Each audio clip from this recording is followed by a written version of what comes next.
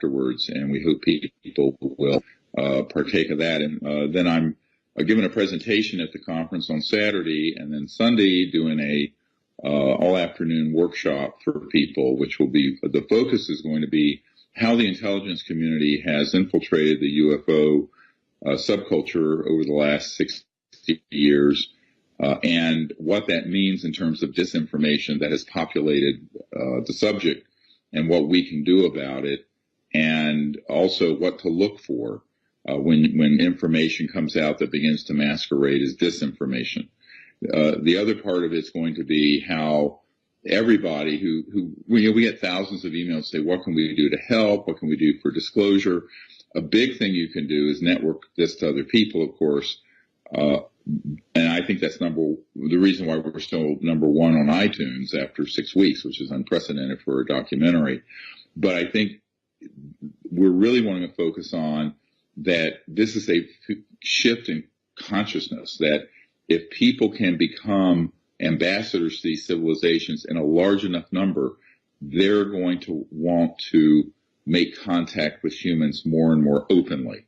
A lot of people say, why don't they just land on the White House lawn or, do something like that? I say, well, the reason they don't is that they have a policy of nonviolence and non-intervention. I know it sounds very Star Trek-y, but we humans have to reach out to these extraterrestrial civilizations in a way that shows them that we're ready for contact.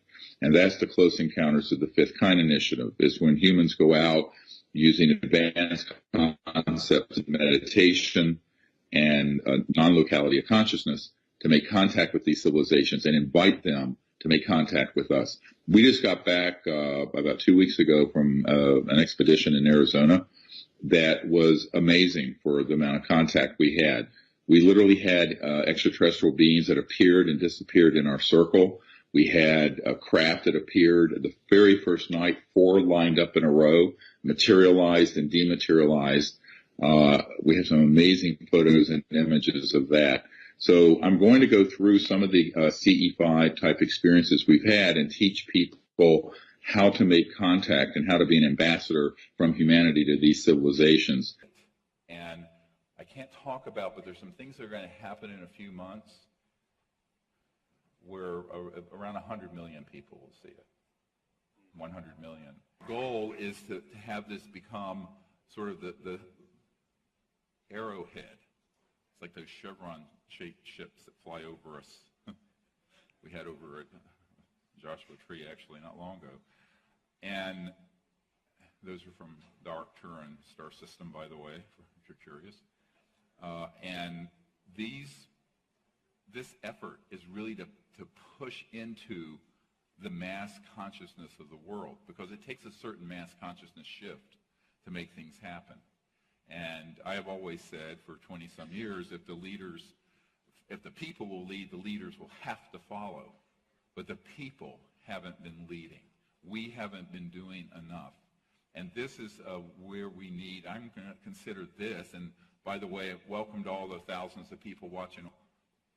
We need to go through something very advanced here, because I consider you guys to be the vanguard in the disclosure effort, in the effort to make contact with these civilizations peacefully, and in fact to create a new civilization on Earth. And to do that, you've got to understand and have discernment between what's information and what's disinformation. And that discernment is very hard to come by, because if you go to most conferences or go on the internet, and unfortunately even on things like Gaia TV, you're going to get 1 part information, 5 parts disinformation. And the reason for that is that people are doing it deliberately, not necessarily the people being interviewed and given talks, but the people who are providing that information to those folks. So the very first thing we want to go through today is how counterintelligence works. But here's what I've found out about this. And it's been 27 years of a tutorial for me that I'm going to share with you. And it's not going to be a pretty story. Some of this is going to be deeply disconcerting to people. It'll be the opposite of what we're doing tomorrow night, when we're doing contact out into the stars using the mantras and sacred Vedic knowledge and higher consciousness and all of that. This is going to be a journey through the national security state as it has devolved from a rather modest and small operation before World War II to the monster it has become today. And this monster, beginning in 1947, it was hatched in the cradle of Roswell.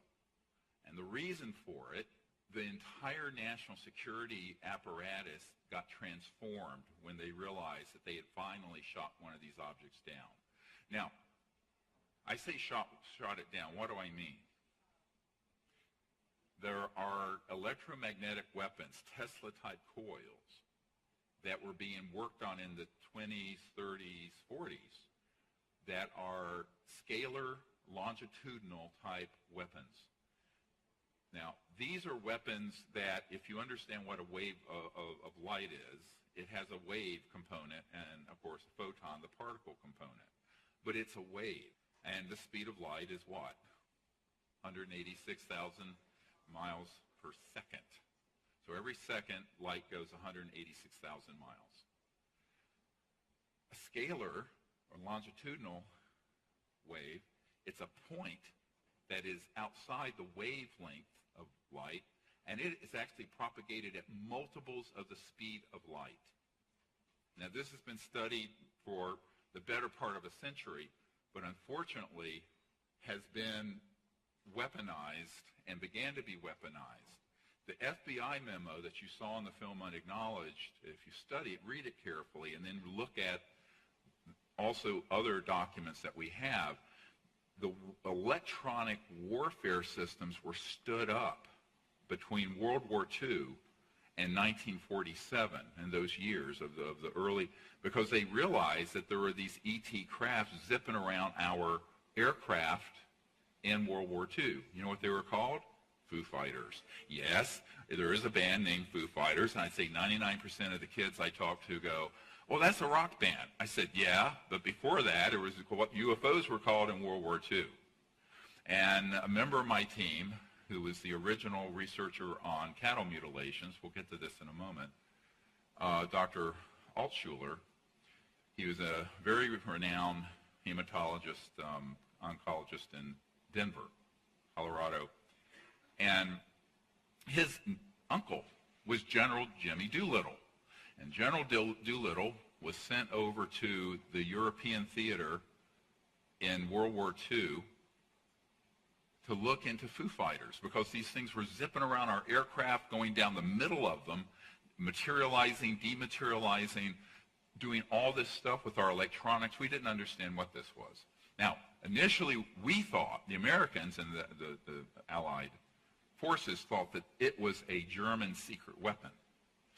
But the Germans, we found from intelligence, thought it was a secret Allied weapon. And so President Roosevelt sent General Doolittle over there and said, find out what these are. So he came back to the White House, and I know this because he directly told Dr. Altshuler this, as his nephew, that they were, and reported back to FDR, sir, these are interplanetary vehicles. So at that point, it began to be understood that not only were these extraterrestrial, but they were transdimensional. We'll get into this in a moment. And that the technologies behind it are the really high end of electronic vortices that are created that allow an object to go from one point in space to another, materialize, dematerialize, but also when it's in this dimension, has all kinds of effects on conventional electronics. Cars stop, magnetic compasses spin, etc., and so on. So this began to be looked at, and they figured out how to do some countermeasures. And countermeasures are figuring out how to adapt, and this was going on before Roswell.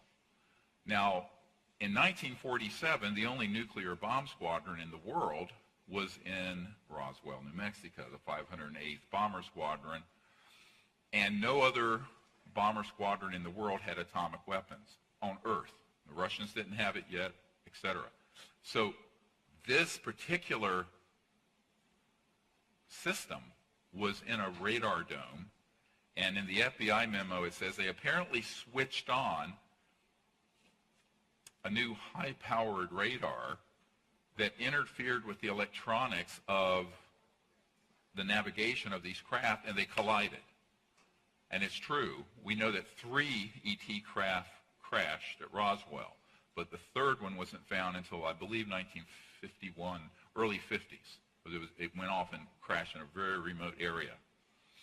And the other 2, one was blown to smithereens, and one proceeded westward near Socorro and had crashed intact, and there was one living extraterrestrial biological entity on it, and the others were very badly mangled and died.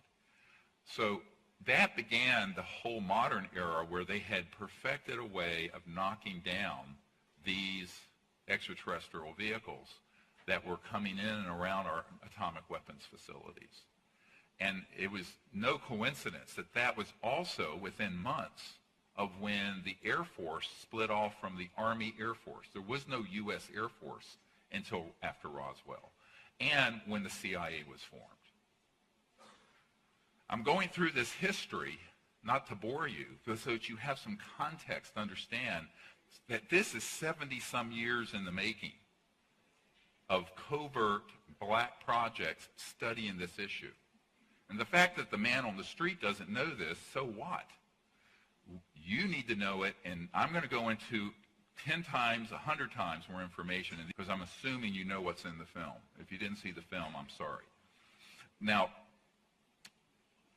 fast forward into 1950s, and you have a guy named Eisenhower, who's a famous general in World War II, and Eisenhower, after Truman, authorized the continuation of the study of the modus operandi. I'm quoting from a top secret document from Canada, the Wilbur-Smith document, on how these craft operated. And so a very intense, unacknowledged special access project, this is when they really started, in the late 40s and 50s were stood up to acquire the technology and figure out how these things work. By October 1954, we had mastered gravity control, what pop culture would call anti-gravity, which means that everything that we're using on this planet since 1954 has been obsolete since that date. Now, how do I know that? Well, a man who was on my team for years until he passed away of prostate cancer a couple years ago, Rick Foch, he was the highest-ranking scientist at the largest Department of Defense lab. And Mr. Foch was a very good friend, stayed at my home, knew his family very well, was very direct in saying that he was in the vault and actually acquired and saw a document that stated that they had mastered gravity control October 1954. Now, this is before I was born, and I have 8 grandchildren. But what ended up happening is that the national security state did not want this out. A, they understood it could be weaponized, and they wanted to weaponize it, turn into weapons. And B, the energy source, as you heard from people in this film and in other testimony, is the zero-point energy field, where you could have something that would basically fit on this little stand, and it could power, as was said, a wristwatch or an entire city. New York City could be powered off of that. Free energy. And that's not a myth either. But the same oligarchs and sociopaths and fascists who ran the world economy in the time of Tesla in the 20s, and the time of T. Townsend Brown in the 20s, 30s, and 40s, who was doing experimentation with voltages and levitation with crystals. You know about those studies. And in the time of Eisenhower in the 50s, those fascists are still here. We didn't defeat them. They just went subterranean. All right? So I often say we're really living in the Fourth Reich. And I had an interesting conversation with a man. This is Senator John Warner's son, all right? And Senator John Warner, I knew back in the 90s, was a member of the MAGIC Committee, Majority Intelligence Committee, MAJIC, that's been managing the secrecy on this for 70-some years, since Truman. And he says, you know, my grandfather, towards the end of his life, who was Paul Mellon, one of the few billionaires on the planet back in those days, now they're a dime a dozen. And what happened is that Paul Mellon told him, prior to his death, that when World War II ended, they went over and they got from Adolf Hitler's scientists a disc, and there was also a bell, but his grandfather, Paul Mellon, was there when they retrieved a flying disc. Now, it wasn't perfected yet. And that was Adolf Hitler's secret weapon, was an anti-gravity electronic disc. We had an atomic bomb. We got the atomic bomb before he got the flying disc. Understand? And therefore, they brought it back in. But he says, look, he knew that his family and all those people who went over there were fascists at heart. Prior to the war, they were overtly supportive of Adolf Hitler and fascism, as was the founder of IBM, as was Ford, as was a whole lot of famous, Prescott Bush, Elder Bush's dad. These were all sympathizers with fascism, which is just a matter of historical fact. It's not a political statement. It's a historical fact. Now, those folks didn't go away at the end of World War II. We defeated the German army. We did not defeat the ideology and the authoritarianism of fascism. And that is what you need to understand to get your mind around what's been going on for the last 70 years. The pretense that we're living in a free world and a free democracy, when in reality we're living in the second and third generation of the fascist state that existed during Adolf Hitler's time. Now, what happened when they had an almost perfected Nazi bell and disc, and that research folded into the R&D and reverse engineering of an extraterrestrial vehicle? And they had one, and then they had another, and there were other downings. And I have one man on my team who will not come public because he's in fear of his life, was at Fort Huachuca over here in Arizona at an underground facility. This is where Army Intelligence Headquarters is. And there were 9 extraterrestrial craft stored there, and he personally saw the different species and bodies. So, and that was back in the 70s when he was there. So this has been going on for 70 years, where we have been deliberately and purposely targeting and downing extraterrestrial craft who have come en masse from multiple civilizations from around the universe when we began detonating atomic weapons. Now, were many of these civilizations aware of Earth prior to that? Yes. Had many of them visited us? Yes. It's like Ancient Aliens TV show. Much of that is true. In fact, there's a man who works under contract at IT&T, but he really works for the CIA.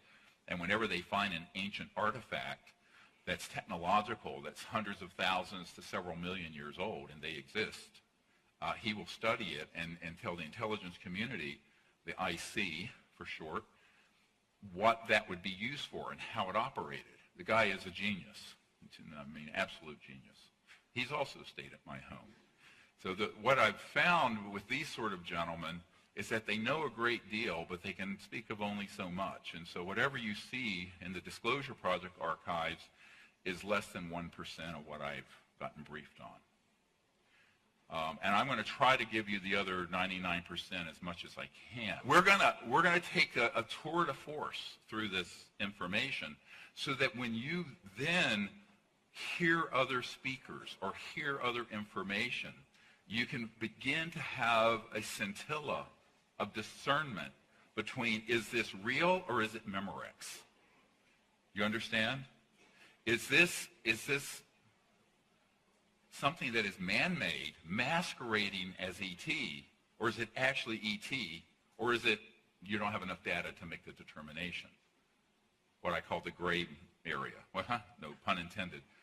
And yes, that's another whole discussion. So when they began to study this from both human experimentation with electromagnetic systems, anti-gravity, from the 20s, 30s, 40s, and then that combined and was greatly supplemented, augmented.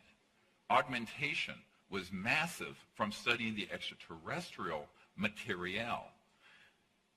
That paid off by 1954. And by 1954, guess what? You know, it's like I was a kid born in 1955. I'll be 62 next month. And hard to believe, I was 34 when I started this project, and now I'm kind of an old dude. But what can you do? Time goes on no matter what. We had this amazing technological transfer that happened. Now, we had a chance at peace. And you all heard the rumors that Eisenhower had a meeting out here in the desert of California where Edwards Air Force Base is now, Muroc. That happened. And when I was in the process of putting together the briefing for the Minister of Defense and the President of France back in 07, 08, that period, about 10 years ago, they sent me a report from someone that they had in their archives who had been there with Eisenhower. And what the extraterrestrial civilizations were asking for, and yes, they do work together, they have different specialized functions. We'll get into that depending on their natural capabilities and interests, like all peoples. But they offered to help our civilization technologically if we would stop this proliferation of hydrogen bombs, thermonuclear weapons. Eisenhower was friendly to this. Others like Forrestal were. He got killed. George Patton, by the way, the General Patton, was very supportive of disclosing these technologies to the public after they retrieved them from the Nazis in 1945, and he was assassinated because of that. He was killed because of his support for disclosure. Do you understand what I'm saying? Okay, so this is how, we went completely off the rails between 1947 and 1955. And we haven't gotten it back in place since. So we're now 60-some years into an unconstitutional, deep government. This is not a conspiracy theory. This is an absolute fact, and we can prove it. That does not answer to the constitutional authorities, whether it's the president or the Congress or even some of their generals and admirals that I had briefed.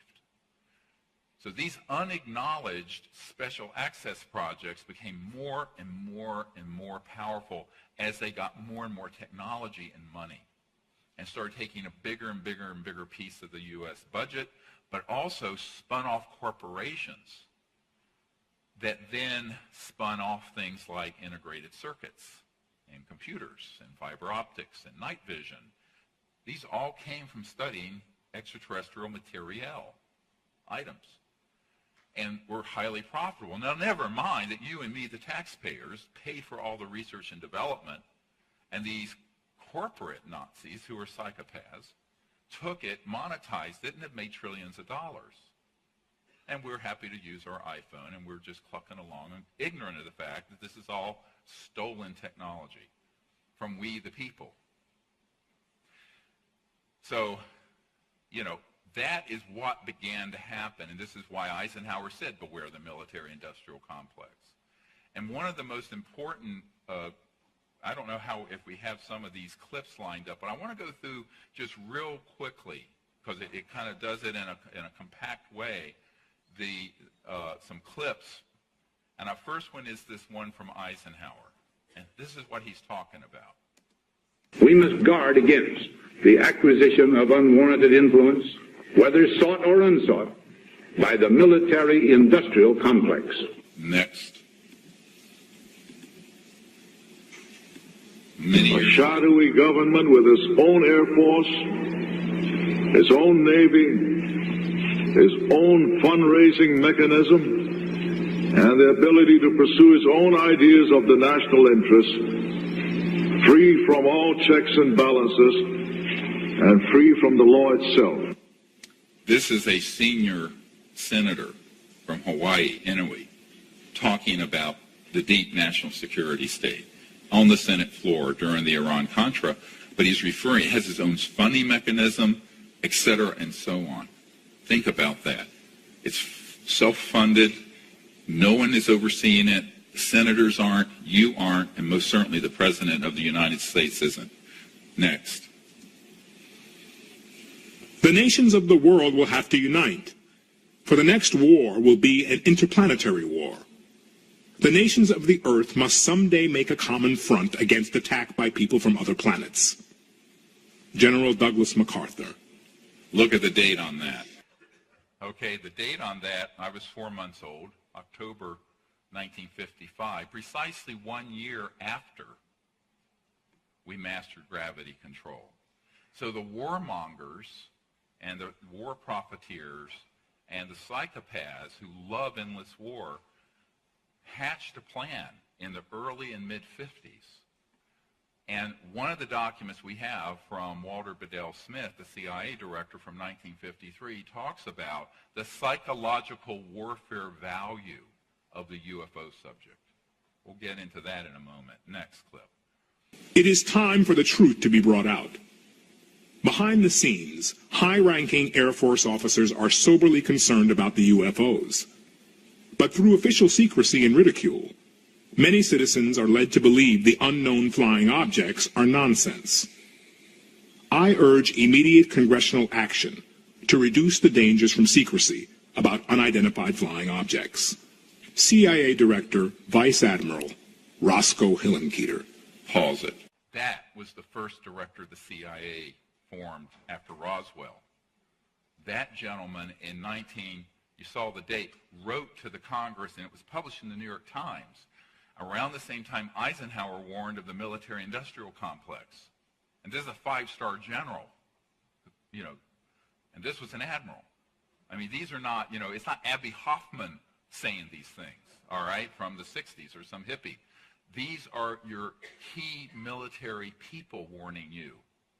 And why he said that at the end, he didn't say the UFOs were a threat to the national security. He said the secrecy is a threat to the national security, just as Eisenhower did. And every single admiral, flag officer, general I have met with, and director of intelligence entities, from the CIA to the DIA to the alphabet soup of things here and abroad, have said, yes, this secrecy is a threat to world security and peace, because they have so much power and technology, and no one in the system outside these unacknowledged criminal enterprises that are running the secrecy have any control over it. Next clip. I occasionally think how quickly our differences worldwide would vanish if we were facing an alien threat from outside this world. All right, pause it. Here we go. Now let me tell you how this came about. One of the men who developed SDI, Star Wars, the Strategic Defense Initiative, in its early conceptual days, was a Colonel, Holman, and he and I talked about this a great deal. And he was on a briefing team that would go in and try to scare the hell out of the U.S. president about the ETs. So some of the presidents have been briefed just enough to secure their cooperation on what MacArthur called an interplanetary war, where they want to create a scenario in the future where instead of us fighting, a few hundred terrorists in the Middle East, or a few thousand even, and spending $1 trillion a year on intelligence and defense spending, we can stampede the entire planet into hysteria using psychological warfare and host alien events to have an interplanetary conflict that would enrich the warmongers 1,000 times more than the Iraq War did, which was also a fake war, right? There was no weapons of mass destruction there, but we killed hundreds of thousands of people marching in there. And Colin Powell was deceived. And if you think people aren't being deceived, think about this. Secretary of State Colin Powell was sent up there by Cheney and his henchmen to tell people as a matter of certainty and fact that Saddam Hussein had weapons of mass destruction, which he did not have. And Colin Powell had been the chairman of the Joint Chiefs of Staff and a 4-star general. And he was deceived by these devils in the intelligence community. And it led to a disastrous situation that is getting worse with, of course, now we have ISIS. Because you go in there, we broke it up.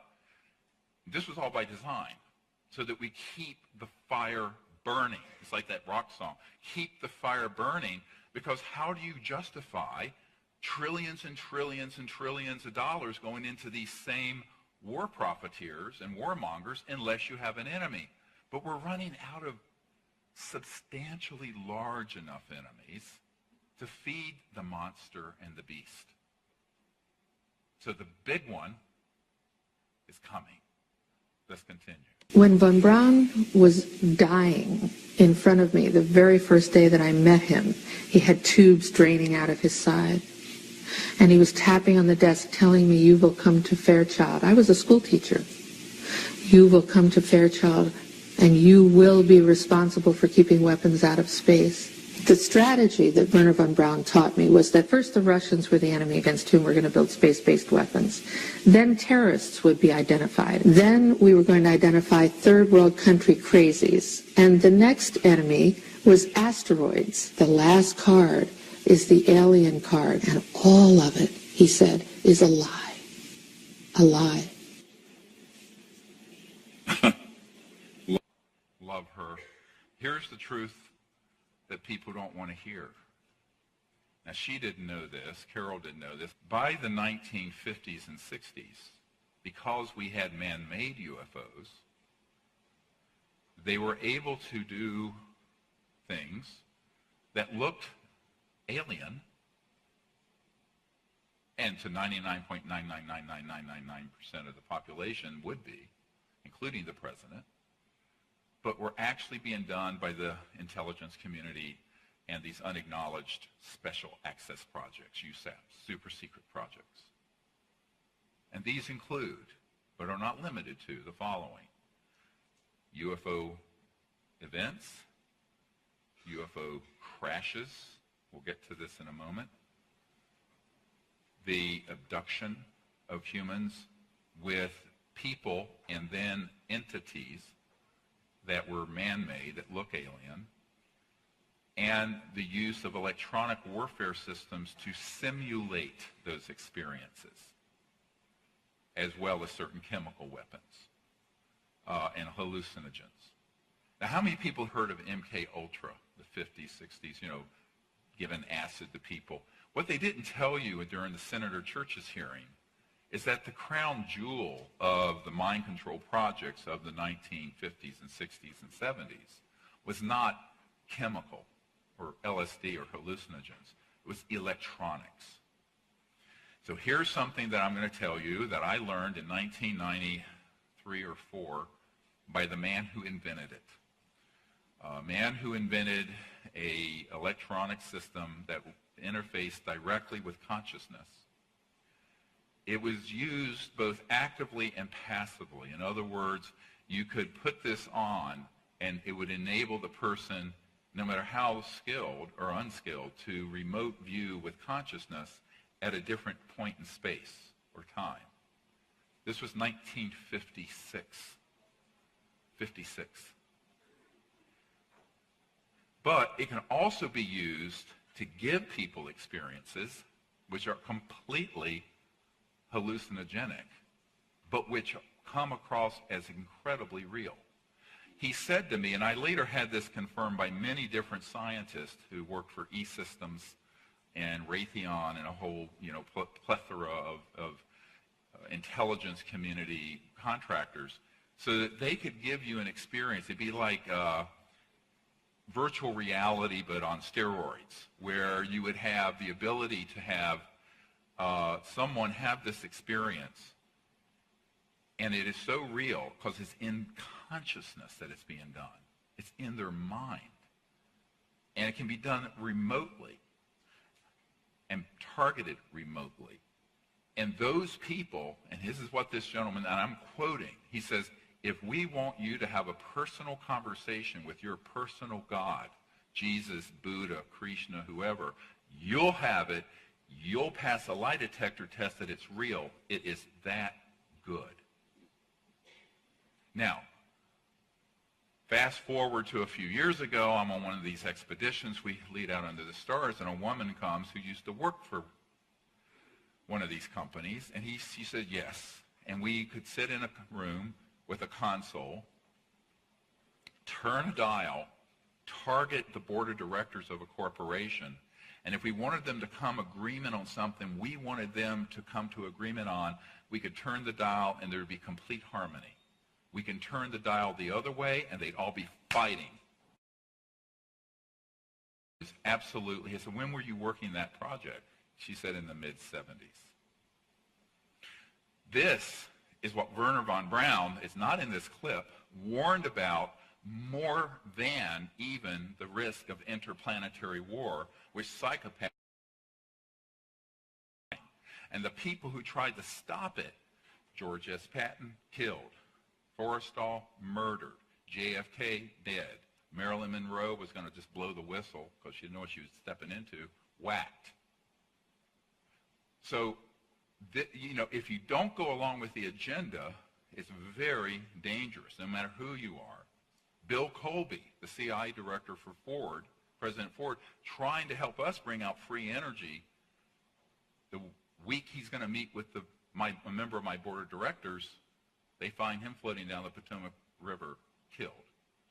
Although his family thinks he either had an accident or was a suicide. It was neither. His best friend, a colonel, retired colonel, told me specifically that Bill Colby was assassinated because he was going off the reservation of the secrecy and trying to move disclosure forward, but most importantly, bring the technology out before both polar ice caps melt. And 70% of the population is underwater. And that's coming if we're not careful. So that is the kind of thing that, now this is what I deal with day in and day out. Now, the interstellar civilizations know we're in an emergency too. The big red flag that went over Earth when we had detonated atomic weapons said, wow, these folks have so much beauty and promise, but there's an aspect of them that's gone so out of control that now they have technologies that could destroy all life on Earth and could become an existential threat to other planets because we're starting to go into space. This began the modern UFO era. So I always tell people, all these people running around afraid of the aliens, and this intelligence guy and military guy who went to Ronald Reagan said, and he told me it was a hoax. He said, yes, you're right, there are ETs out there, they're a threat to us, and we need to put weapons in space, and we need SDI, the Strategic Defense Initiative. And that is what brainwashed Reagan into making that comment at the United Nations, and then brainwashed him into billions and billions and billions of dollars into brilliant pebbles and all kinds of other stuff that's just nonsense. It never worked. So that they could take that money, use 10% of it on the stated project, like brilliant pebbles, and put the other 90% into black projects, weaponizing space. That's how it works. That's how the defense industry works. And so he was played like a fiddle. Sort of the Independence Day scenario, you know, the movie Independence Day with Wilson, let's go kick alien butt, you know, all that jingoism and bullshit. And here's why it's nonsense. Because if you're an interstellar civilization and you wanted to just take care of the Earth problem, it'd take you 1 nanosecond. It's point, set, match, over. Now, we're going to go through in a little while what transdimensional interstellar technologies are. so you have a little understanding of why these scenarios that are being presented about this race and that race are out there, and it's the movie Star Wars. Well, this is great for Hollywood and George Lucas. And it sells billions of dollars worth of movies and seminars and space on Gaia TV. However, it is absolutely dangerous. And here is why it's dangerous. Because when we start going down that path of a narrative of hate and what I call alienism. What's alienism? It's like racism, but it's humans against another species instead of black against white, or Shia against Sunni, or one ethnic tribe against another, or one economic system against another. This is the big one that they want to play, because the demagogues who are counting on endless war need your cooperation and need to have you brainwashed that there's an enemy that you should be afraid of and hate to support the next big war. And that's just a fact. Next clip. Air Force. Producers and directors. Yeah. And how were they paid so that it wasn't? Cash. Yeah, you pay. What you do is you make them sign a form and you tell them, you got to report this to IRS. But whether they do it or not, you're not going to give your form to IRS. I paid. I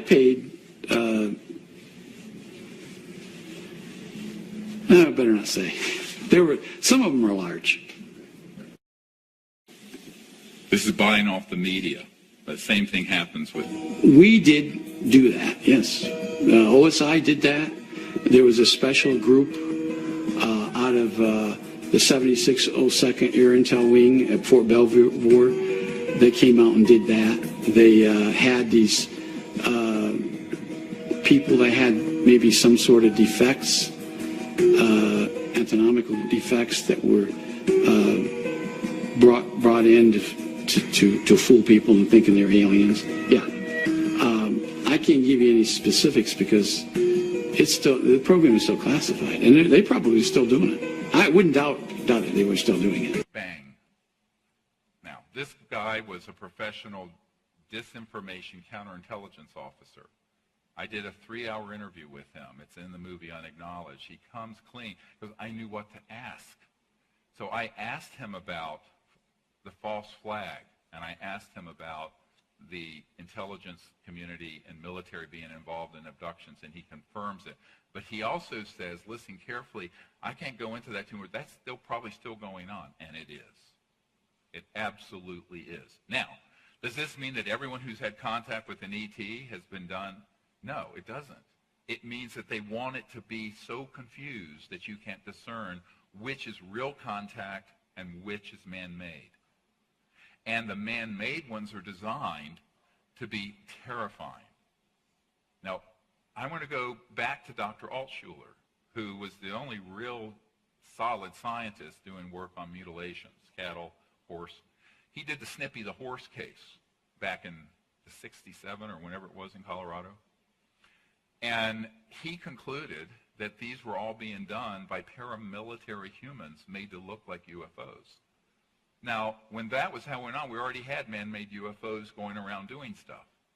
They were testing out systems. And people say, oh, well, the cut was so precise it couldn't have been done without, some alien technology. Well, it wouldn't have been done with technologies that were in your local hospital in 1960 or 70 or 80. But in a classified project, they have it. You think that classified projects don't have things reaching parity with what ETs have? They have. So those events started happening, and I, by chance, when I was learning this from Dr. Altshuler, and he says, oh, yeah, he says, it's really too bad because my work has been taken by people who are then saying, all of this is being done by aliens, and this book, an alien harvest and this and that. And he said, no, we knew, all of us knew, that those were paramilitary operations, not ET. Again, for their psychological warfare value. And they were getting raw materials they were using in their underground bases for biological experiments I'll get into in a moment if you really want to hear some Frankenstein stuff. These technologies have been very well developed and were operational when I was a child.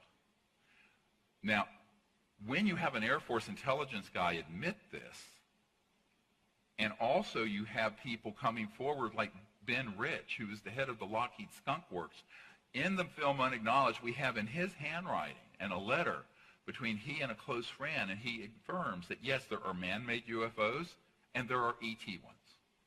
This is the head of the Lockheed Skunk Works, the super secret Skunk Works. And the Cube, which is the state-of-the-art facility underground near Edwards, where these operations are ongoing. I know an engineer has worked there. These technologies are so beyond what you can imagine. Anything you can imagine in a Star Trek movie or science fiction, they've already done in these laboratories. So we have to begin to understand the extent to which there's the technology that you read about on CNN and in, tech journals, and it comes out of Google or iPhones and what have you. And then there's the real high-tech stuff that is in the unacknowledged world. And you have to understand those technologies to understand what people call the alien phenomenon, because 90% of it is man-made, masquerading as ET because they want people to have a new enemy to hate. So that begins to elucidate some other key points. Let's listen to Michael Stratt, who's a great researcher on covert military aircraft. Into the minds of people to expect an extraterrestrial, not a secret aircraft, but an alien craft. So when they do pull this, they'll already have everything ready to roll. These civilians got onto the base and got into something, and they saw something they weren't supposed to see, and this group came out and went into their home and scared the dickens out of them and staged an alien event. Exactly. I said staged an alien event. He said exactly. That's happened thousands and thousands and thousands of times. Now, you can't, if you weren't discerning and didn't have this, now this has taken me 27 years to find these sources and methods and do this research. You ignore it at your peril. You will ignore this information at your peril because you will be deceived again. Remember the Who song, we won't be fooled again? We have been. Vietnam, Gulf of Tonkin, Iraq War, bang. This is the big one coming. Now, when Wernher von Braun was dying, that's why he wanted Carol Rosin to warn the planet that this was all going to be hoaxed. But it was hatched in the 50s, and the technological foundation for it was hatched in the 30s, 40s, and 50s, electronically and with anti-gravs. Now, is this to say that nothing going on out there or any events that people have with beings are real ET? No, there are a lot of real ET events. But if you don't know the distinction between one and the other, you're going to slam them all together. And the best disinformation is coded in information that's true. And at the core of it is that poison pill. And what I would suggest to you, and the reason I made this film, is that I got a heads up that that agenda was being fast-tracked in the last year or two. And I think this is the biggest thing that people miss, and that is for 70 years, the intelligence community has had a running start on everyone putting out false information, and they're still doing it. And so if you're going to be an ambassador of these civilizations, you have to do it in a way that you're fully informed. And that's what this 4-hour webinar and workshop is going to be about. So if you can't be in Toronto that weekend, I hope you can join us by webinar. And it's going to be a very intensive journey through this entire subject from the 40s till now, and how the intelligence community has infiltrated it, but also how we can overcome that disinformation and counterintelligence operation by becoming ambassadors to these civilizations in groups all over the world. There are now tens of thousands of people doing this, by the way. And I think that when it reaches a critical mass in the hundreds of thousands or millions, that's going to signal to the ETs that humans are ready for open contact. With both the films Sirius and Unacknowledged, we've actually never had a premiere where afterwards there was an opportunity to do question and answers with the audience. So we're going to do that in Toronto. People have asked for it. So on Saturday night, stay tuned, and either by webinar for the Q&A or if you're there in person. And then the workshop, I hope people will understand that if you become an ambassador to these civilizations,